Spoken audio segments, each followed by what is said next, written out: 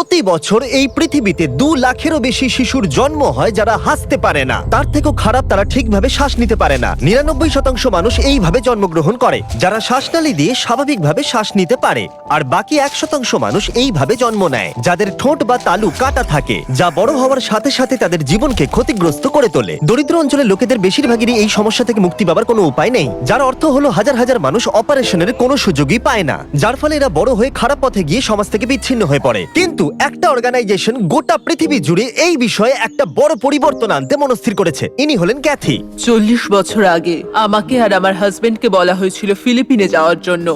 আমরা একের পর এক সাইটে যাই আর আমরা সেখানে 300 জন বাচ্চাকে পাই যাদের ঠোঁট কাটা। আমরা ভেবে পাচ্ছিলাম না কি করব। আমাদের যা সম্ভব আমরা করেছি, আর আমরা 40 জনকে তাদের চিকিৎসা দিতে পেরেছি।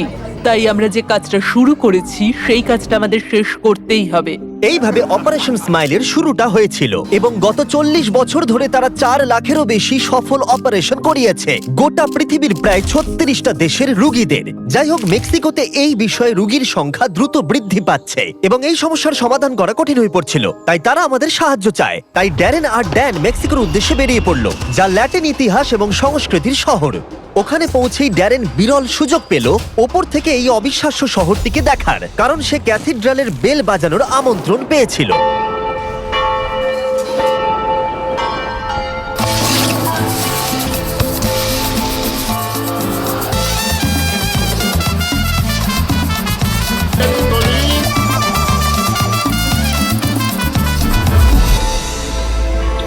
তাদের স্বাগত জানায় মারিসিও।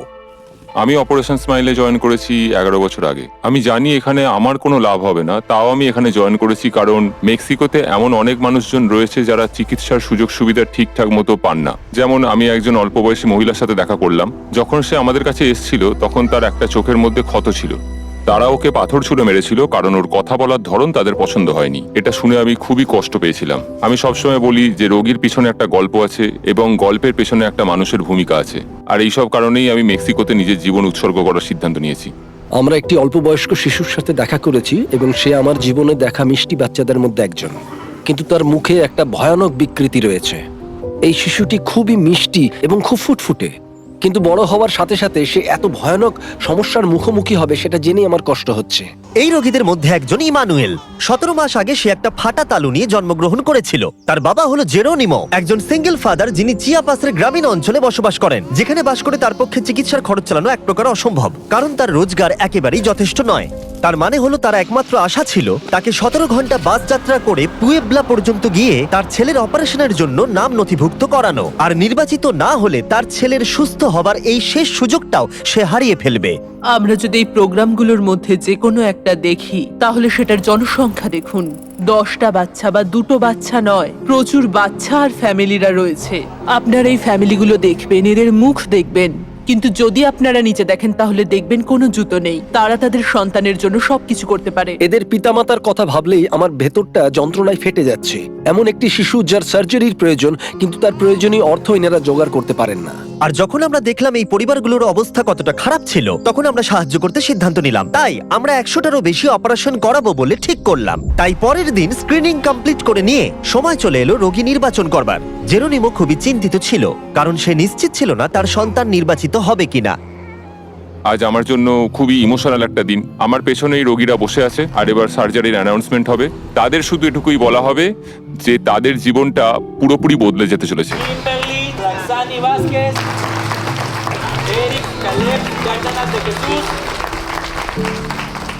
ইতিমধ্যে 97 জন রোগী নির্বাচিত হয়েছে এবং জেরোনিমো আশা হারাতে শুরু করেছে।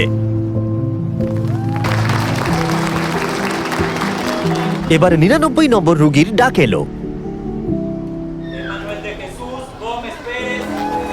তার স্বপ্ন সত্যি হলো, তার চোখের জল আনন্দই প্রকাশ করছিল।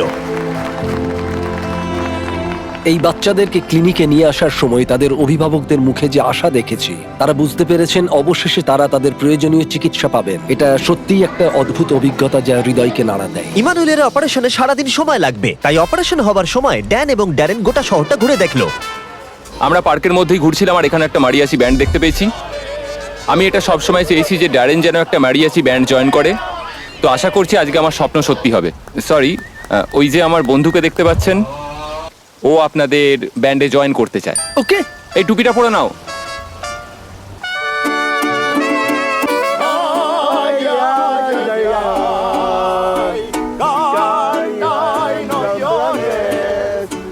এবার মনে হচ্ছে চুপ করতে বলতে হবে, কি জঘন্য গাইছে। এটা ছিল আমার জীবনের একটা অসাধারণ অভিজ্ঞতা। তাহলে আপনারা বুঝতেই পারছেন ড্যারেনের জীবনটা কতটা বোরিং।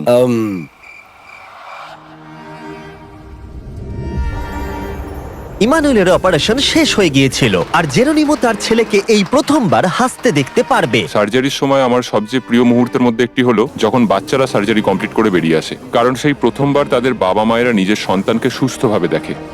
এটা এতটাই ইমোশনাল একটা মুহূর্ত, কারণ তাদের জীবনটা পরিবর্তিত হয়, শুধু পেশেন্টের নয়, তাদের ফ্যামিলি, তাদের সোসাইটিরও। আমাদের পেশেন্টরা সেই সুযোগটা পায় যাতে তারা নর্মাল লাইফে ফিরে আসতে পারে। এই চিকিৎসার ফলে এই সমস্ত শিশুদের ভবিষ্যতের একটা বড় বাধা দূর হলো এবং এই অপারেশনের পাশাপাশি অপারেশন স্মাইল তাদের সমস্ত রোগীদের বিনামূল্যে স্পিচ এবং ভোকাল থেরাপির সুযোগ দেবে। এভাবে তারা স্বাভাবিকভাবে কথা বলতে শিখবে।